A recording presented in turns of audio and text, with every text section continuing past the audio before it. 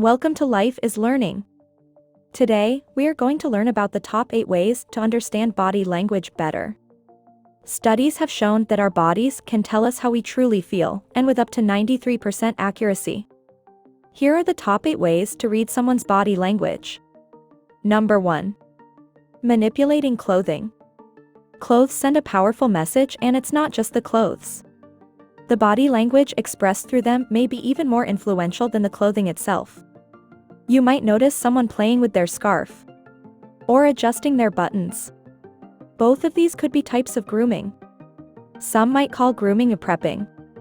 It usually involves making small adjustments to your appearance when you're feeling restless, nervous, or embarrassed. So if you notice someone breaking out the lint roller, they're probably feeling anxious or particularly self-conscious. But it's not just being clean that people have to worry about with their clothes. For some people, they find clothing can act as a highly effective protective barrier. They may, for example, put their hands in their pockets. Body language like this often means that they're erecting barriers. They're using their clothes to protect themselves. It creates a sense of safety and they feel more at ease. If you notice that this is happening, then they might be feeling uneasy or uncomfortable around you. So give them some more space. Number 2. Supporting their body. At the first sight of a slumped body, many people will stop and pay attention to what the person's posture says about their emotional state. But few people realize how much leaning reveals about someone's well-being. When you slouch, your muscles relax, and this can lead to less blood flowing around. This can happen for 2 reasons: either you're feeling tired or you're feeling tired. There are some subtle signs that can indicate when your audience is engrossed in what you have to say. If they start leaning towards you, resting their head on an elbow, while paying attention to what you're saying, then it means they're really engaged. But if they're slumped against the wall with their arms crossed around them, it's a sign that they aren't. Number 3. Proximity matters. Have you ever felt uncomfortable when someone gets too close to you? Even if they're not actually touching you, it's all you can focus on. That's because space is much more powerful than we realize. Edward T. Hall, a professor and cultural anthropologist, broke ground on the importance of personal space in the workplace and beyond. In his book Hidden Dimensions, he explains how boundaries can often carry many meanings, including trust and closer distance. Even something as universal as space can help us categorize human relationships. Standing closer to someone indicates a closer relationship, such as a partner or friend. People who are merely strangers might be standing at opposite ends of the room. That's why it's valuable to understand the different relationship stages that usually occur. Setting boundaries and learning how to be vulnerable with the right people will help you go through life peacefully. It may get left off a lot of people's lists, but proximity is an important part of body language. You can't use it without standing near the person you're interested in and paying attention to the small details. By noticing how close they are to you, you can get a sense of what they're feeling without having to say anything. But how does this work? Edward Hall divides space into 4 categories: public, social, personal, and intimate. Imagine that you're standing in a busy room, like an airport or a department store, for example. Draw a large circle around yourself, leaving you at the center. Imagine this is your public zone, which has a radius of 25 feet, that's quite large. It's a free space where anyone can travel, without making you feel threatened or uncomfortable. In general, when you don't know someone, you keep around 12 to 25 feet of distance between you. Below 12 feet is the social zone, a place for familiar faces. You'll see people you know and who you interact with often without being close personal friends. Most people draw the line at 4 feet, that's your personal space, and it's where most social and public interactions happen. The hard boundaries between those spaces becomes more blurred as you move higher. It can be hard to protect your personal space at the grocery store. With other people constantly entering your circle, it's inevitable. But if someone who feels dangerously close to you, it starts feeling weird or uncomfortable. You might be thinking of your personal space as only limited to the people you know and trust, but not anymore.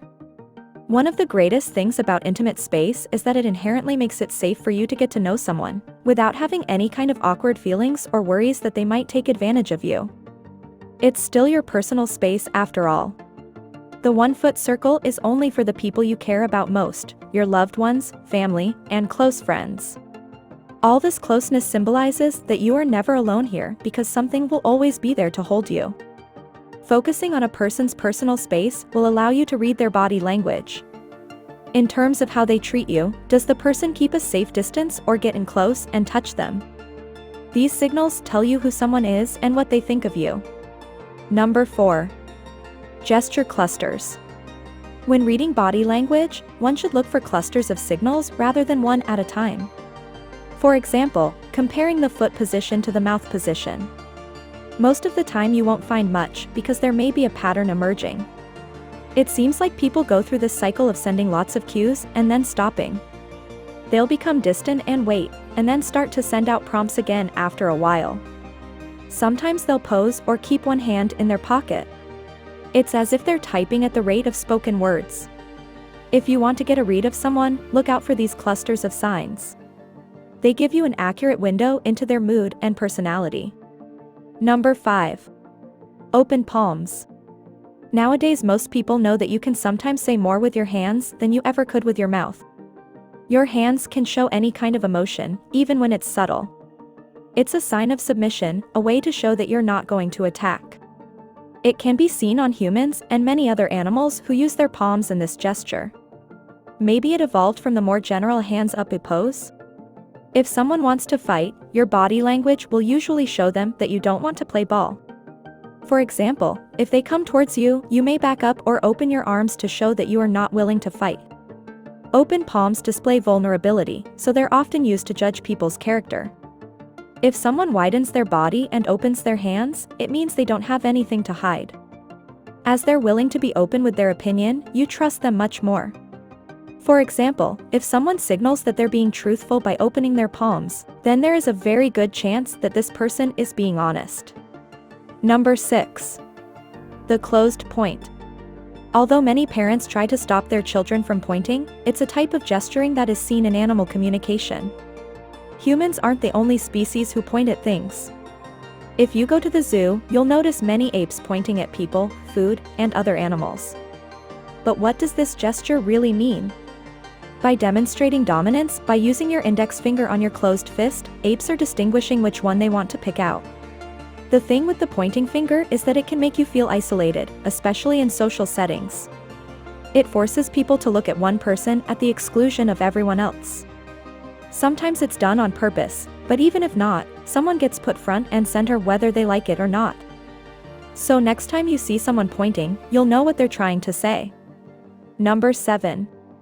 Extended eye contact. Eye contact is one that we often use to interact with others. If they don't make eye contact with you, there might be a reason. Maybe they're feeling embarrassed, anxious, or insecure.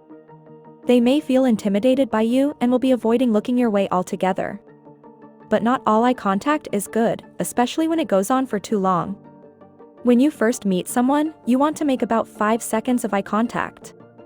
Get a good look at them, introduce yourself, and then exchange that with another detail. The conversation is the perfect opportunity to remember that less is more. Making eye contact for too long may make people feel uncomfortable, because it usually means that either person is lying or trying to get inside the other's head. Eye contact is an important part of nonverbal communication, but you need to know the right amount for each situation. Too little could mean someone doesn't trust you or has a hidden agenda, while too much indicates they may have a hidden agenda. Number 8. Touching their face. When you're feeling anxious or stressed, your face might show various signs. For instance, it can turn red and get itchy even to the point of having pain. Obviously, you don't want this to happen, so to alleviate your pain you try and calm yourself down. A lot of people do it without even realizing, but they touch their face when they're nervous. Touching their nose, forehead, or cheek typically indicates that they feel insecure and would prefer if you didn't notice. The best thing you can do if you spot these body language cues is to pretend not to notice. You see, people who are feeling embarrassed are typically extra conscious of the other person's reaction. The result is even more embarrassment. If they suddenly stop, don't take it personally. Try to lighten the mood so they can feel comfortable again. Thank you for joining us on Life is Learning.